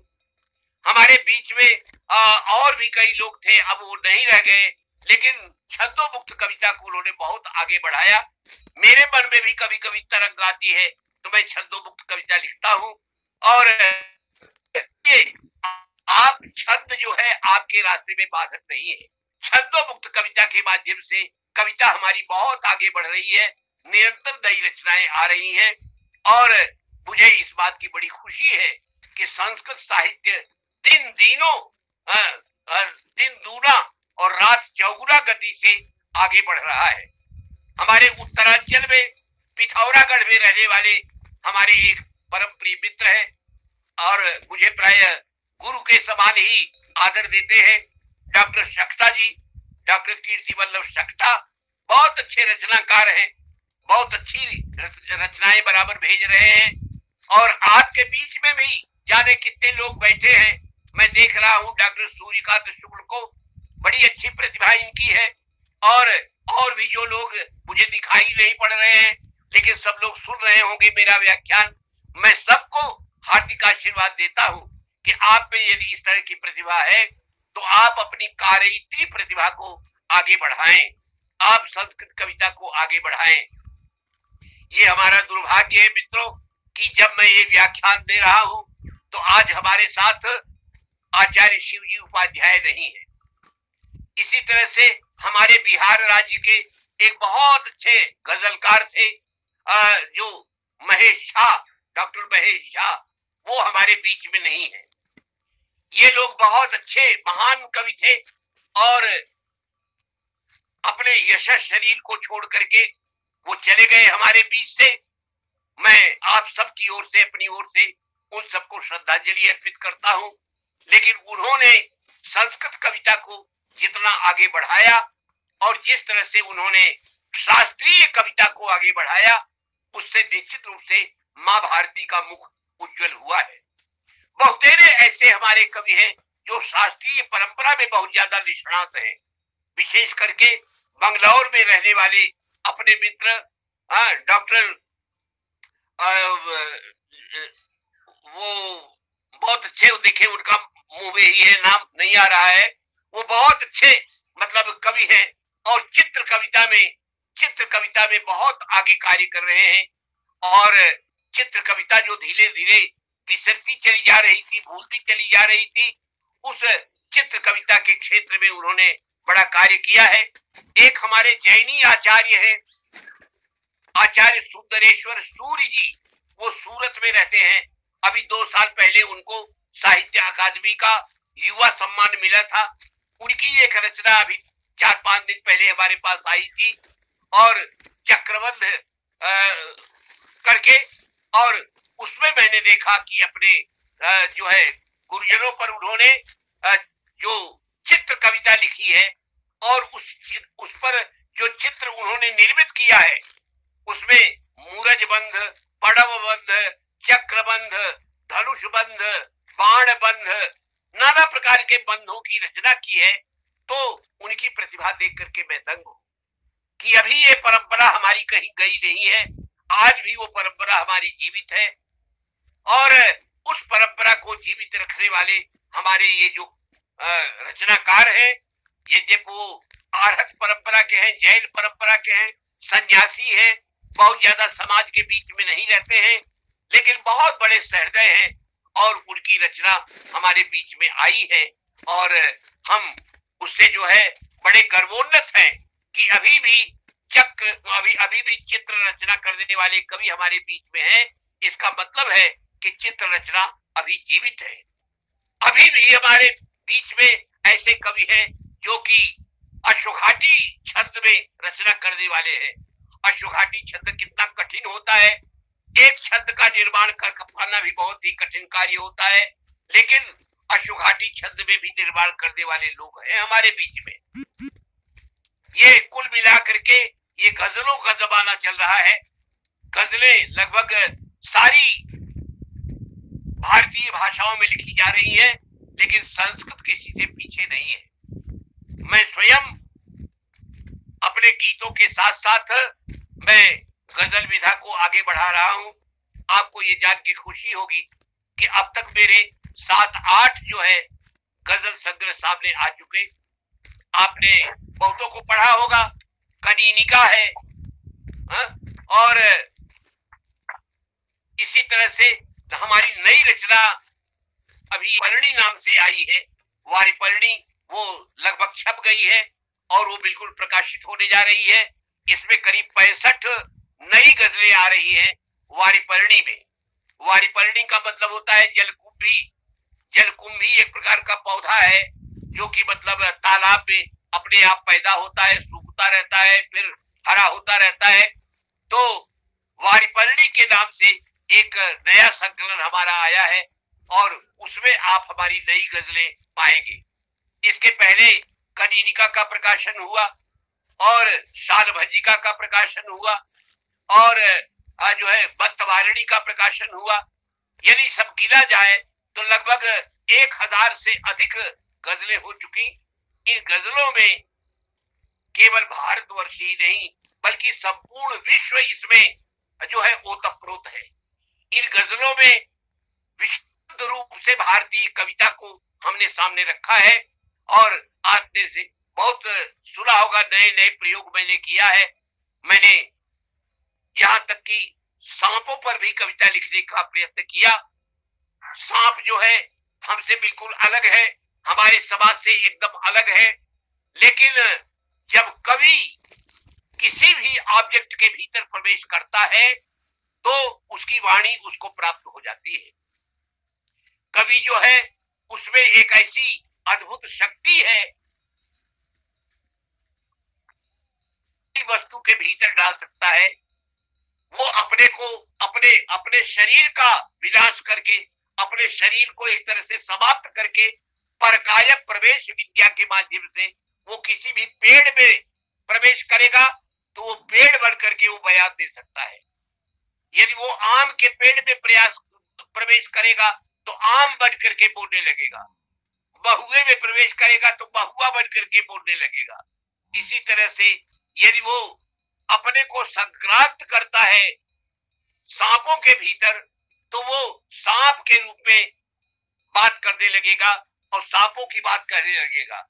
तो इस तरह की बातें जो है हमारी गजलों में आई हुई है। मैं निरंतर उस प्रकार का प्रयोग कर रहा हूं जहां पर कि सांप जो है वो अपनी बातें कहते हैं कि, तो ये सब चीजें जो है संस्कृत में बहुत अच्छे ढंग से हो रही है। आइए थोड़ी सी चर्चा मैं ये कथा और एकांकी साहित्य के बारे में करूं। एकांकी और कथा साहित्य इन दोनों के बारे में जानकारी प्राप्त करना थोड़ा आवश्यक है। सबसे पहले मैं कथा की चर्चा करता हूं। कथा मैंने अपने एक आलेख में मैंने एक निर्णायक स्वर में ये बात बताई है कि आज का जो हमारा गद्य साहित्य है, आज का गद्य साहित्य वो मुख्य रूप से 3-4 शीर्षकों में विभक्त है। क्योंकि पुराना हमारा जो गद्य था वो कथा और आख्यायिका के रूप में जाना जाता था। कथा और आख्यायिका के रूप में कादम्बरी को कथा मानते थे और हर्षचरित को आख्यायिका मानते थे। आख्यायिकोपलब्धार्था प्रबंध कल्पना कथा, इस तरह की परिभाषा दी जाती थी। लेकिन आज का जो गद्य साहित्य है, अब जब आप कहते हैं कि ये संस्कृत कथा लिखते हैं तो कथा का मतलब आज कादम्बरी नहीं है, क्योंकि आज कथा शब्द जो है वो कहानी के अर्थ में प्रयुक्त हो रहा है। तो इसलिए जो है आपको कोई भ्रांति नहीं होनी चाहिए, इसलिए मैंने अपने आलेख में बिल्कुल स्पष्ट किया है नई पीढ़ी के लिए। और ये सारी चीजें मेरा जो काव्य शास्त्र है अभिराज यशोभूषणम, उसमें मैंने कारिका के रूप में सबको व्यवस्थित कर दिया है। आप उसको पढ़ें तो नए साहित्य का स्वरूप आपके सामने आ जाएगा। तो मैंने बताया कि आज का जो गद्य है वो मुख्य रूप से लघु कथा, कथानिका, दीर्घ कथा और उपन्यास, इन 4 शीर्षकों में विभक्त है। एक है लघु कथा, दूसरी है कथानिका यानी कहानी, और तीसरा है दीर्घ कथा जो कि 3-4 पेज लंबी हो सकती है, और चौथा है उपन्यास। ये उपन्यास जो है यदि ऐतिहासिक है तो प्राचीन काल का की आख्यायिका होगा, और यदि काल्पनिक है तो प्राचीन होगा, कादम्बरी इत्यादि की तरह। इस रूप में हमको आज के गद्य को लेना चाहिए। होता यह है कि लोग लिखते तो है कहानी, लेकिन शीर्षक देते हैं किताब में लघु कथा संग्रह। अरे भाई, लघु कथा जो है वो 5-6 पंक्तियों से बड़ी नहीं होती है। लघु कथा में केवल एक ही व्यक्ति नायक होता है। लघु कथा में केवल एक छोटा सा वर्ब होता है। तो इस बात को आपको दृष्टि में रखना चाहिए। जबकि कहानी जो है, कहानी में विस्तार होता है। कहानी जो है वो उसमें 6 उसके प्रमुख तत्व होते हैं। ये सारी परंपराएं हमारे यहाँ पाश्चात्य परंपरा से आई है। तो जो परंपरा जहां से आती है आपको उसका जो है अनुसरण करना चाहिए। आप लिखेंगे जो है कहानी और कहेंगे कि हम लिख रहे हैं लघु कथा। लघु कथा केवल एक दो पंक्ति की हो सकती है। जैसे आपने उसका उदाहरण सुना होगा कि कोई व्यक्ति रिक्शे पर बैठ के जा रहा है और रिक्शे वाला ठीक से चला नहीं पा रहा है, बार बार उसका पैर अटक रहा है। तो जो बैठा हुआ है रिक्शे पर वो देखता है कि ये ठीक से चला नहीं पा रहा है, तो कहता है कि क्यों भाई, तुम्हारे पैर में चोट लगी है क्या, तुम ठीक से चला नहीं पा रहे हो? तो कहता है कि हाँ साहब, हमारे पैर में चोट लग गई थी, इसलिए थोड़ा सबको तकलीफ हो रही है। तो कहता है कि अरे तकलीफ हो रही है तो तुम्हें जो है, तुम रिक्शा क्यों चला रहे हो, तुमको इसकी दवा करनी चाहिए। तो कहता है कि हुजूर, रिक्शा जो है वो पैर से नहीं चलता है, रिक्शा तो पेट से चलता है। ये है लघु कथा। लघु कथा उसे कहते हैं जो एक बिजली की चमक की तरह आपके भीतर आए और आपके पूरे हृदय को झिझोड़ करके चली जाए, उसे कहते हैं कथा। ऐसा कथा उसे नहीं कहते हैं जिसमें कई पात्र हों, लंबी कहानियां हों और उसमें एक दूसरे के डायलॉग हो, संवाद हो और उसमें चरित्र चित्रण हो। जब आप इतना विस्तार करेंगे तो वो कथानिका कहा जाएगा, उसको कहानी कहेंगे। तो इस बात को आप अपनी दृष्टि में रखें, क्योंकि इससे जो है किसी प्रकार की कोई भ्रांति नहीं होनी चाहिए। तो लघु कथा, कथानिका, दीर्घ कथा और उपन्यास, इन चार रूपों में आज जो है विकास हो रहा है कहानियों का। और ये कहानियां संस्कृत में यद्यपि लिखने वाले बहुत कम लोग हैं। मुझे इस बात को कहते हुए बड़ा दुख हो रहा है कि हमारी अपनी पीढ़ी में, वर्तमान पीढ़ी में कुछ लोग तो ऐसे थे जो अब एक तरह से विरक्त हो गए हैं वृद्धावस्था के कारण। वीणा पाणी पाटनी जी ने लिखना लगभग छोड़ सा दिया है, वो अच्छी कथाकार थी। इसी तरह से डॉक्टर नलिनी जी, वो कानपुर की, उनकी कहानियां भी इधर कहीं बिल्कुल नहीं आ रही हैं, वो भी जो है लगभग समाप्त सा हो गया है।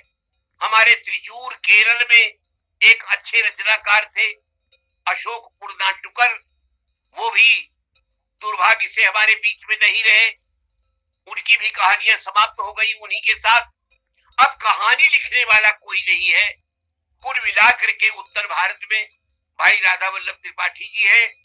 मैं समय समय पर प्रयत्न करता हूं और कुछ हमारे और रचनाकार हैं जैसे नारायण दास जी, बनमाली बिस्वाल जी, ये लोग जो है कहानियों पर कभी कभी इनकी कलम चलती है। लेकिन आपके बीच से कुछ नई प्रतिभाओं का कहानी के क्षेत्र में आना अत्यंत आवश्यक है। एक हमारे जो है भारती जी है मसूरी में, वो अच्छे कहानीकार है, लेकिन इधर मैं देख रहा हूं कि वो भी उत्साह लगभग उनका समाप्त सा हो गया है। कोई नई रचना इधर उनकी पढ़ने को नहीं मिल रही है। हाँ, जो है एक पूर्णचंद्र उपाध्याय है उड़ीसा के, जो कि आजकल नौकरी कर रहे हैं बूंदी में डिग्री कॉलेज में। उनकी कहानी अभी आई है, उसको मैंने संस्कृत प्रतिभा में छापा है, वो प्रकाशित हो रही है। वो कहानियां स्वयं लिखते भी है, कहानियों का उन्होंने ट्रांसलेशन भी किया है।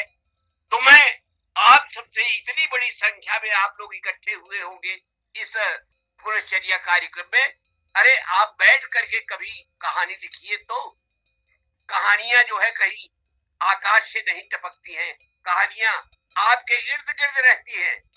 सदैव जो है आपसे चिपटी हुई जो दो चार कहानियां आपके पास होंगी, बस उनको शब्द देने की जरूरत है। जैसे ही मर्म आपकी पकड़ में आ जाए, जैसे ही मर्म पकड़ में आ जाए, आप तुरंत कहानी लिखना शुरू कर दीजिए। कहानी आपकी तत्काल बन जाएगी। कहानी में कोई ज्यादा समय नहीं लगता है, कहानी ऐसे ही बनती है। मैंने एक परिवार है, सेठ का परिवार है, सेठ है और उनका एक नौकर है। दोनों कहने को मालिक हैं और नौकर है, लेकिन दोनों में बिल्कुल भाईचारा है, एक दूसरे के सुख दुख के साथी है। अंत में दोनों का देहांत तो होता है थोड़ा आगे पीछे, सेठ का और सेठ के नौकर का भी। सेठ की जगह उनका लड़का कंपनी का मालिक हो जाता है और नौकर की जगह नौकर का लड़का जो है वो काम करने लगता है। जो संबंध सेठ और उनके नौकर में था वही संबंध उनके लड़के में और नौकर के लड़के में हो जाता है। एकदम भाईचारे की तरह दोनों रहते हैं और एक दूसरे के सुख दुख के साथी है। और जो आउट हाउस बना है उसी में वो नौकर का लड़का रहता है अपनी पत्नी के साथ। एक दिन जो है डकैती होती है, डाकू आक्रमण करते हैं, सेठ को रस्सियों से बांध करके बड़ी पिटाई करते हैं, बहुत मारते हैं और उनके घर से चाबी वगैरह लेकर के सारा गहना वगैरह लूट लेते हैं। और जाते समय बड़ी चालाकी से 2-4 गहना जो है उस नौकर के कमरे में ही उसके आंगन में फेंक देते हैं। अगले दिन सवेरे जो है पुलिस आती है, जांच पड़ताल होती है और अंत में जो है नौकर के घर की भी जांच पड़ताल होती है और 2-4 गहने जो है वहां पे आंगन में पड़े हुए मिल जाते हैं। अब वो बेचारा शंका के घेरे में आ जाता है कि इसी ने डकैती डलवाई। यद्यपि सेठानी जो है वो किसी कीमत पर मानने को तैयार नहीं है। वो कहती है कि ऐसा कभी कर ही नहीं सकता, ये तो आपको बड़े भाई की तरह मानता है। लेकिन सेठ जो है वो हृदयहीन है, वो पुलिस से उसके पक्ष में कुछ नहीं करता। बहुत पुलिस उसको बुरी तरह से मारती है, बहुत बुरी तरह से मारती है और अंत में उसको गिरफ्तार करके ले जाती है। वो एकदम कातर नेत्रों से अपने सेठ को देखता है कि ये किसी तरह बचा दे, किसी तरह से कह दे कि नहीं नहीं ये तो मेरे छोटे भाई जैसा है, ये मेरे साथ कभी इस तरह का व्यवहार नहीं कर सकता। लेकिन वो इतना कठोर हृदय का हो गया है कि कुछ नहीं बोलता। अंत में मुकदमा चलता है और उसको 10 साल की सजा होती है। 10 साल के लिए वो चला जाता है जेल में। अब बेचारी उसकी पत्नी और एक लड़का है उसका छोटा, वो दोनों वहां पड़े रह जाते हैं। कुछ दिनों बाद उसकी पत्नी भी जो है कैंसर की मरीज है और वो उसका भी देहांत हो जाता है और लड़का जो है वो सेठानी के पास रहने लगता है। 10 साल बाद जब वो कारागार से छूटता है तो कहानी का शीर्षक है बाड़वाग्नि। उसके भीतर एक बाड़वाग्नि, एक जैसे समुद्र के भीतर आग रहती है जिसे बाड़वाग्नि कहते हैं, उसी तरह से उसके भीतर एक प्रतिकार की भावना पैदा होती है कि जिस सेठ ने मेरा 10 साल का जीवन नष्ट कर दिया, मेरा परिवार नष्ट कर दिया, अब मैं जेल से खाली हुआ हूं, चल करके पहले यही छुरा जो है उसके पेट में जो है घोंप दूंगा, उसको मार डालूंगा। और ये संकल्प, ये पाप में संकल्प करके वो एक छुरा लेकर के और वो आता है उस बस्ती में। थोड़ी हल्की हल्की बारिश हो रही है, सौभाग्य से उसको कोई देखता नहीं है, कोई रोक भी नहीं पाता है और वो धीरे धीरे एक कोई ऐसा उपाय, कोई वो चोर दरवाजा जानता था जिससे वो भीतर प्रवेश कर जाता है। भीतर प्रवेश करता है तो देखता क्या है कि लाल में बड़ा भारी लाल है, उसमें सेठानी जो है सफेद कपड़ा पहने बैठी है। अब उसको सफेद कपड़ों में देख करके पहले तो उसकी जमीन जो है कांप जाती है कि ये सफेद कपड़ा क्यों पहने हुए हैं हमारी सेठानी। वो भाभी जी कहता था उनको सौभाग्य से, उनको श्रद्धा से, तो वो ये सोचता है कि मतलब ये कैसे ऐसा हो गया। तो और एक देखता है कि एक लड़का जो है वो क्रिकेट खेल रहा है मैदान में। अब उसको नाना प्रकार की भावनाएं उसके मन में आती है। एक और तो सफेद कपड़ा देख करके उसको लगता है कि कहीं हमारी भाभी जी के ऊपर कहीं विपत्ति तो नहीं पड़ी, ये विधवा तो नहीं हो गई करके प्रसन्नता होती है कि चलो हम और हमारी पत्नी जो ये चाहते थे कि इनका वंश चल जाए, इनको कोई लड़का प्राप्त हो जाए, भगवान ने हमारी बात सुन ली और आज इनको एक बेटा प्राप्त हो गया है। वो समझता है कि इन्हीं का बेटा है और वो सोच करके कि अब जब इतना हो गया है तो अब मुझे अपनी बात, अपने मन का जहर निकाल देना चाहिए। वो धीरे से लौटना चाहता है लेकिन सेठानी उसको देख लेती है और वो दौड़ करके उसको बुलाती है कि अरे तुम आओ, मैंने तुमको पहचान लिया है, आओ आओ तुम। अब वो आता है, वहां पे बैठता है और उससे बात होने लगती है। फिर वो सेठानी एक एक करके धीरे धीरे बताती है कि तुम्हारे जाने के बाद से सेठ साहब जो है खाना पीना उन्होंने छोड़ दिया, क्योंकि उनको ये विश्वास हो गया कि मैंने गलत किया है तुम्हारे साथ, मुझे तुम्हें बचाना चाहिए था, तुमने चोरी नहीं की, और ये डकैतों ने जो है गलत काम किया, उन्होंने फंसाने के लिए तुम्हें गहना भेंट कर दिया था। कहा कि वो जितने दिन तक जीवित रहे वो निरंतर जो है पश्चाताप करते रहे तुम्हारे लिए। तब वो कहता है कि जीवित रहे, भाभी जी इसका क्या मतलब, क्या अब वो नहीं है सेठ साहब? उन्होंने कहा कि मेरे कपड़े नहीं देख रहे हो, अब तुम्हारे सेठ साहब नहीं है, वो तो चले गए, उसी गम में चले गए, उसी दुख में चले गए। और तुम्हारी पत्नी, उसको मैंने बचाने की क्या क्या कोशिश नहीं की, लेकिन तुम्हारे विरह वियोग में वो भी बच नहीं पाई, और एक दिन इसी आउट हाउस में उसका भी देहांत हो गया, हमने उसका दाह संस्कार कर दिया। अब इसके बाद वो कहती है कि अपने जित्तू को देखना चाहोगे तुम? उसका नाम था जितेंद्र बच्चे का। और वो कहता है कि जित्तू, जित्तू है क्या? कहा कि हाँ, वो लड़का जो खेल रहा है क्रिकेट, वो तुम्हारा जित्तू है, तुम्हारा जितेंद्र है। और जाते समय जब उनके प्राण अटके और मृत्यु उनकी होने लगी, तो उन्होंने उस बच्चे को बुलाया पास और उसका हाथ हमारे हाथ में पकड़ा करके कहा कि मैं तो तुम्हें बेटा नहीं दे पाया, लेकिन ये मेरे नौकर का जो बेटा है जित्तू, यही मेरी फैक्ट्री का पूरा मालिक होगा, यही मेरा वारिस होगा, इसको बेटे की तरह पालना पोसना। तो मैं उसी दिन से बेटे की तरह इसको पाल पोस रही हूँ। अब तुम आए हो, तुम अपने बेटे को ले लो, तुम्हारी इच्छा हो, तुम्हारा स्वागत है, अपने आउट हाउस में तुम रहो बेटे के साथ, मुझसे जितना बन सकेगा मैं तुम्हारे लिए करूंगी, और यदि कहीं जाना चाहते हो तुम चले भी जा सकते हो, अब मेरी तो जिंदगी अकेली की हो ही गई है। ये कह करके वो सेठानी रोने लगती है, वो नौकर एकदम पिघल जाता है, उसके भीतर की जो बाड़वाग्नि है जो उठी थी अपने आप शांत हो जाती है, और कहता है कि सेठानी जी, भाभी जी, अब ये जित्तू जो है इसको आप अपने पास ही रहने दीजिए, अब ये जब आपका वारिस है तो आपका वारिस बन करके ही रहेगा। मुझे तो बस एक ही आप वचन दीजिए कि पूरी जिंदगी कभी ये रहस्य मत बताइएगा इसको कि मैं इसका बाप हूँ। इसको यही मालूम होना चाहिए कि सेठ साहब ही इसके पिता थे। मुझे तो बस आप मेरे आउट हाउस में रहने दीजिए, मैं यहीं पे 2 रोटी खाऊंगा, आपके जो है जो कुछ बच सकेगा आपकी सेवा करूंगा, और अपने जित्तू को मैं देखता रहूंगा, मुझे भी अपने बेटे के होने का संतोष होगा। ये जो है संस्कृत में कहानी आ रही है बाड़वाग्नि नाम से। अभी मेरी कहानी प्रकाशित हुई है, पूरा संग्रह, इसमें 11 कहानियां और हैं। अब आप देख ले कि इस कहानी में कितना बड़ा मर्म है, और कितनी कितनी मतलब इसमें चरित्र चित्रण का कितना मतलब वो जो है इसकी संभावना। तो प्रतिभा जो है वो किसी की बपौती नहीं है कि प्रतिभा केवल हिंदी के कवियों को, साहित्यकारों को मिलेगी, गुजराती के साहित्यकारों को मिलेगी। प्रतिभा पर सबका अधिकार है, वो तो भगवती की कृपा है।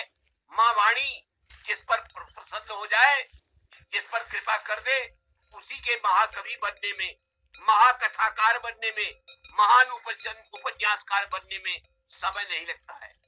श्रुतेन यत्नेन जवागुवासिता ध्रुवम करो देवकमप्यनुग्रहम्। जिस व्यक्ति ने श्रुत और यत्न से भगवती वीणा पाठ की सेवा की है, ध्रुवम करो देवकमप्यनुग्रहम्, माँ उसके ऊपर कृपा जरूर करती है। ये उसकी कृपा से ही संभव है कि देखते देखते व्यक्ति जो है महाकवि बन जाता है। ऐसे महाकवि आपके बीच में विद्यमान है। मैं उन सबको हार्दिक आशीर्वाद देता हूँ कि उनका भविष्य मंगलमय हो, और हम संस्कृत को जिस ऊंचाई तक पहुंचा करके विराम लेंगे, वो उस ऊंचाई से भी आगे जाए, उस ऊंचाई से भी संस्कृत भाषा को, साहित्य को वो आगे ले जाए।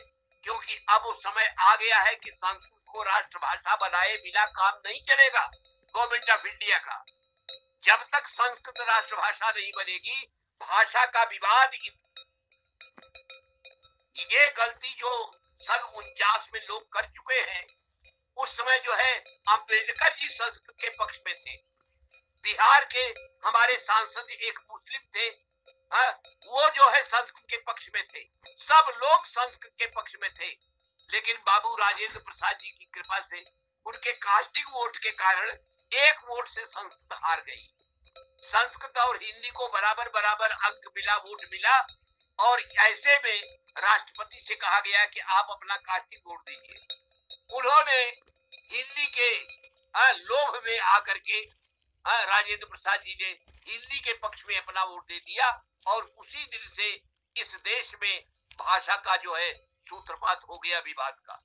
उस गलती को सुधारने का एक ही रास्ता है कि संस्कृत को आप राष्ट्रभाषा बना दीजिए। अरे आपने सिंह को राष्ट्रीय पशु बनाया है, तो इसलिए थोड़ा बनाया है कि वो गली गली में घूमता है, वो तो रहता है जंगल में ही, लेकिन वो आपके राष्ट्र का स्वाभिमानी पशु है। उसके बल, शौर्य, पराक्रम को दृष्टि में रख करके आपने राष्ट्रीय पशु घोषित किया है। ऐसे ही संस्कृत को राष्ट्रभाषा बनाने का ये मतलब नहीं है कि गली गली में लोग संस्कृत बोलने लगेंगे। संस्कृत वही लोग बोलेंगे जो विद्वान होंगे, पंडित होंगे, वैयाकरण होंगे, जो परिश्रम करेंगे, क्योंकि काम तो सदैव जो है लोक भाषा में चला है। जब संस्कृत के दिन थे तब भी लोग संस्कृत में ही बात नहीं करते थे, बात तो करते थे वो शौरसेनी में, महाराष्ट्री में, मागधी में, अपनी प्राकृतों में बात करते थे। लेकिन हाँ, साहित्य लिखने की जब बात आती थी तो संस्कृत में ही लोग लिखते थे, क्योंकि बिना संस्कृत में लिखे साहित्यकार का यश, कवि का यश किसी को प्राप्त नहीं हो पाता था। वही स्थिति भाषा की आज भी है कि आप संस्कृत को राष्ट्रभाषा बना दीजिए, दक्षिण भारत भी प्रसन्न हो जाएगा, उत्तर भारत भी प्रसन्न हो जाएगा, सारी भाषाएं अपना अपना अपनी अपनी उन्नति करें, सबके लिए संस्कृत है। संस्कृत जो है वो तो आपका बैंक बैलेंस है ना, संस्कृत आपकी अतिरिक्त संपत्ति है। संस्कृत को कोई भी भाषा अपना सकती है, जो ही भाषा अपनाएगी वो अपनी सारी वोकैबुलरी उसको देगी, अपने सारे सिद्धांत उसको देगी, अपना सब कुछ निछावर कर देगी। और हम संस्कृतज्ञों को किसी से कोई बैर नहीं है, हम सारी राष्ट्रीय भाषाओं का हम आदर करते हैं, और हम केवल इतना चाहते हैं कि संस्कृत से कोई द्वेष न करे, क्योंकि संस्कृत जो है वो द्वेष की नहीं, वो दादी की जगह है, मातामही की जगह है, और वो केवल आपको आशीर्वाद देने के लिए विद्यमान है। और संस्कृत को आप मिटा नहीं सकते, आप मिटा नहीं सकते, चाहे सिर फोड़ डालिए, लेकिन जब तक आचार्य पाणिनि की अष्टाध्यायी है, संस्कृत अजर और अमर है। क्योंकि आप रामः रामौ रामाः के अलावा आप जो है कोई दूसरा रूप चला नहीं सकते, आप मनः मनौ मनाह नहीं कर सकते राम के तर्ज पर, कि जैसे रामः रामौ रामा, उसी तरह से हम मनः मनौ मनाह कहते हैं। ये आप करेंगे तो तमाचा खाएंगे, आपको मनः मनसी मनांसी ही पढ़ना पड़ेगा, रामः रामौ रामा ही पढ़ना पड़ेगा, पिता पितरौ पितर ही करना पड़ेगा। यही कारण है कि संस्कृत जो है वो एक कूटस्थ भाषा है, वो अजर और अमर भाषा है। ये जितनी शुद्ध कालिदास के जमाने में थी उतनी ही शुद्ध आज भी है, क्योंकि उसके रूप में कोई परिवर्तन नहीं हुआ। इसलिए आज भी केवल संस्कृत में बाणभट्ट के पैदा होने की संभावना है। अब हिंदी में जयशंकर प्रसाद नहीं पैदा होंगे, लेकिन संस्कृत में कालिदास पैदा हो सकते हैं, बाणभट्ट पैदा हो सकते हैं। क्यों? क्योंकि संस्था ही नहीं। जिन गुणों से कालिदास बने थे, वही गुण यदि भगवती सरस्वती आज के किसी कवि में दे दे तो वो कालिदास तो हो ही जाएगा, वो बाणभट्ट तो हो ही जाएगा। कल जो है जयदेव ने लिखा था गीत गोविंद, आज राजेंद्र मिश्र लिख रहे हैं गीत भारतम। आप पढ़ करके देख लीजिए, दोनों में जरा सा एक तिल का भी आपको परिवर्तन दिखाई पड़ जाए किसी भी चीज में तो हम बताएं। जो कल लिखा जा रहा है तो वही आज भी लिखा जा रहा है, संस्कृत में कोई परिवर्तन नहीं है। इसलिए संस्कृत के साथ द्रोह करना एक प्रकार से राष्ट्रद्रोह है। ये भाषा का द्रोह नहीं बल्कि राष्ट्रद्रोह है। और मैं मैं इसको कभी बर्दाश्त नहीं करता। मैं हर जगह इस बात को दोहराता हूँ, कहता हूँ, हम आपको स्नेह दे रहे हैं, प्रेम दे रहे हैं, आशीर्वाद दे रहे हैं, तो आपको भी हमें आदर देना चाहिए, क्योंकि आपसे हमारा किसी प्रकार का कोई बैर नहीं है। तो इस तरह की कहानियां जो है बराबर संस्कृत में आ रही है। मैंने स्वयं ऐसी ऐसी कहानियां लिखी हैं कि लोगों को पढ़ करके आश्चर्य होता है। मेरी कहानियां केवल सिंपल नहीं है, मैंने सिंपल थीम पे भी लिखा है, कंपाउंड पर भी लिखा है और कॉम्प्लेक्स थीम पर भी लिखा है। अपराध जगत की भी कहानियां मैंने लिखी हैं और जहां कहीं भी पढ़ी जा रही है वे कहानियां आप उनको पढ़िए। साहित्य अमृत पत्रिका में बराबर प्रकाशित हो रही है मेरी कहानियां, उनको आप पढ़िए, निश्चित रूप से आप प्रसन्न होंगे। सर आपसे अनुरोध है, मैं केवल एकांकियों के बारे में कह के अपनी बात समाप्त करूंगा, क्योंकि मेरी इच्छा है कि मैं एकांकी के विषय में भी कुछ थोड़ा सा कहूं। आज पूर्ण आकार के नाटक और नाटिका बहुत कम लिखे जा रहे हैं। सारे भारतवर्ष में मुश्किल से इस समय गिना जाए तो 6-7 रचनाकार ऐसे हैं जिन्होंने की परिपूर्ण नाटक लिखा है, केवल 6-7 रचनाकार हैं। ये बहुत मतलब दुख की बात है कि इतना बड़ा देश है लेकिन संपूर्ण नाटक लिखने वाला कोई व्यक्ति नहीं है। हाँ, एकांकियों की बाढ़ जरूर आई है, एकांकी लिखे जा रहे हैं और एकांकियों के माध्यम से काफी कुछ भारतीय समाज अभिव्यक्त किया जा रहा है। मैंने स्वयं ये कोई गिनती करे तो लगभग 105 एकांकी मेरे अब तक प्रकाशित हो चुके हैं विभिन्न शीर्षकों के माध्यम से, और एक एकांकी संग्रह इस समय भी राष्ट्रीय संस्कृत संस्थान सेंट्रल यूनिवर्सिटी के द्वारा प्रकाशित किया जा रहा है। उसका नाम है नाट्य नाट्य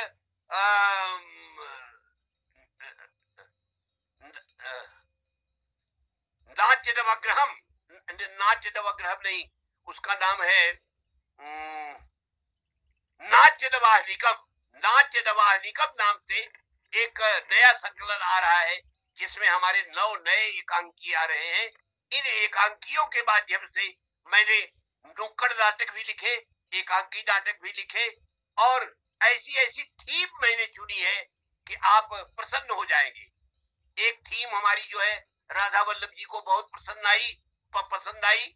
उसमें क्या है कि एक जिला विद्यालय निरीक्षक आते हैं संस्कृत पाठशाला का जो है निरीक्षण करने के लिए, और उस वहां के कुछ विद्यार्थियों को प्रिंसिपल ने तैयार किया है कि तुम लोग जो है जिला विद्यालय निरीक्षक के प्रश्नों का उत्तर दोगे, क्योंकि वो बड़ा घमंडी टाइप है और बहुत हैरान करता है आचार्यों को। तो आचार्यों ने अपने विद्यार्थियों को सिखाया पढ़ाया कि ऐसा कुछ करो बेटा कि हमारी इज्जत भी रह जाए और वो भी जान जाए कि विद्वत्ता क्या होती है।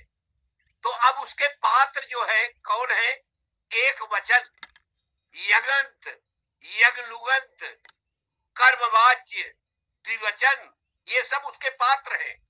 ये सब उस मतलब विद्यालय के विद्यार्थी है, और जब वो आता है और प्रश्न पूछना शुरू करता है तो ये सब अपना व्याकरण का परिचय देना शुरू कर देते हैं और इतना उसको खिजाते हैं, इतना परेशान करते हैं कि वो आचार्य के चरणों पे गिर पड़ता है। कहा कि हम मान गए कि आपके विद्यार्थी जो है उनको कोई परास्त नहीं कर सकता है, क्योंकि अंतिम जो नंबर है एक विद्यार्थी बच जाता है, उससे वो कोई सवाल नहीं पूछता है, परेशान है सबका उत्तर सुनते सुनते, क्योंकि उत्तर है व्याकरण की दृष्टि से कि एक वचन को एक वचन क्यों कहा गया। अब इसलिए वो तर्क देता है कि बेचारा जिला विद्यालय निरीक्षक परेशान हो जाता है। कर्मवाच्य को कर्मवाच्य क्यों कहते हैं वो अपना परिचय देता है। अंत में जब वो जाने लगता है तो एक बच्चा खड़ा होके हाथ जोड़ के रोने लगता है, कहता है कि साहब सबको तो आपने पूछा लेकिन हमको आपने नहीं पूछा, हमने भी तैयारी की थी। तब वो लौटते हैं, कहते कि अच्छा चलो तुमसे भी पूछ लेते हैं, क्या नाम है तुम्हारा। कहा कि मेरा नाम है क्विप प्रत्यय। कहा कि मेरा नाम है क्विप प्रत्यय। कहा कि क्विप प्रत्यय ये कौन नाम है भैया, ये नाम तो हम आज पहली बार सुन रहे हैं। कहे हुजूर अब क्या बताएं, यही नाम हमारा है, क्योंकि पैदा होते ही मेरे माता मर गई, मेरे बाप मर गया, फिर सारे परिवार में सब लोग मर गए, तो पड़ोसियों ने मेरा नाम क्यों लग दिया। ये सर्वबाहरी लोग करने वाला है, इसके आगे पीछे कोई नहीं है, आज से इसको फिर प्रत्यय कहेंगे। अब इसके बाद वो रोने लगता है कि हुजूर मैं क्या करूं, मेरे पास मेरा कोई ठिकाना नहीं, मेरा कोई घर नहीं है, ये तो गुरु जी की कृपा से मैं यही रहता हूँ, झाड़ू बहारू कर लेता हूँ, और जहाँ इनका खाना बनता है वहीं से मुझे भी 2 रोटी मिल जाती है। अंत में वो इतना प्रभीभूत हो जाता है जिला विद्यालय निरीक्षक कि उसको लेके अपने गले लगाता है, उसकी पीठ ठोकता है और कहता है कि बेटा एक एप्लीकेशन तुम लिखो, मैं आज ही तुम्हारे स्कॉलरशिप का प्रबंध करूंगा। और फिर वो आचार्य जी को बधाई देता है कि धन्य है आप, आपने आचार्य जो है पाणिनि को जीवित रखा है अपने इसमें। ऐसा विद्यालय मैंने नहीं देखा जहाँ की ऐसे विद्यार्थी हो, और इस तरह से आज मैंने देखा कि संस्कृत में विद्वत्ता किसे कहते हैं। तो इस एकांकी का नाम है वाणी घटक बेलकम। वाणी घटक बेलकम माने वाणी के जो कॉन्स्टिट्यूएंट पार्ट्स है, व्याकरण के पार्ट है, उनका मेला। तो राधा वल्लभ जी को बहुत पसंद आया कि व्याकरण जैसे शास्त्र पर आधारित हमने इस तरह का नाटक लिखा, इस तरह का एकांकी लिखा जो भरपूर मनोरंजन भी करता है और साथ ही साथ आपको सोचने के लिए बाध्य भी करता है। मैं इन्हीं शब्दों के साथ मैं अपनी वक्तव्यता को यही समाप्त करना चाहता हूँ। मेरा मन वैसे भर नहीं रहा है और मैं चाहता हूँ कि ढेर सारी बातें आपसे करूं, ढेर सारे उदाहरण भी दूं, अपनी ही रचनाओं के इतने सारे उदाहरण दूं, लेकिन वो संभव नहीं है। यदि आप हमारे सामने बैठे होते तो शायद हम लोग ज्यादा सुविधा से एक दूसरे से बात करते, लेकिन ये उसके बाद और आपका सुनेंगे जी। हाँ, तो ये भी विश्वास नहीं होता कि सचमुच आप हमें सुन रहे हैं कि नहीं सुन रहे हैं। सुन रहे हैं जी, सुन रहे हैं। सुन रहे हैं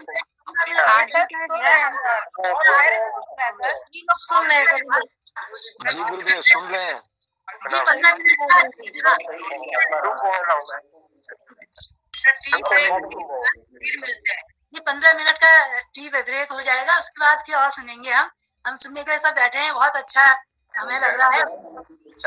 नहीं चला हम कहाँ बैठे जी। 15 मिनट दे दीजिए जी। आप भी चाय क्यों, गला सूख गया है ना आपका। सभी प्रतिभागियों से अनुरोध है, वो लोग 15 मिनट के बाद फिर यही मिले, फिर जुड़ेंगे और अब जुड़ेंगे। और आपने कोई ऑफ मत कीजिएगा यहाँ पर से।